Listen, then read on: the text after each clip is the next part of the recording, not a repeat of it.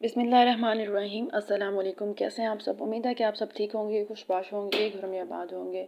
और आज मैं आपको बताने जा रही हूँ कि पीपीएससी की तरफ से ये लेक्चरार की सीट्स अनाउंस की गई हैं। फ़ीमेल के लिए हैं उर्दू, एजुकेशन और इस्लामियात, इनकी सीट्स अनाउंस की गई हैं। और मेल्स के लिए बायो और उर्दू की,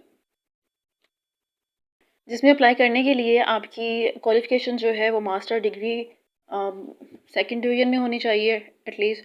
और फीमेल्स के लिए 38 एज रिक्वायर्ड है और मेल्स के लिए 35 मैक्सिमम।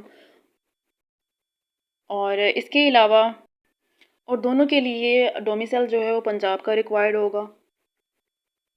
और इसके अलावा जूनियर क्लर्क्स की भी सीट्स अनाउंस हुई हैं, जिसमें मेल और फीमेल दोनों अप्लाई कर सकते हैं।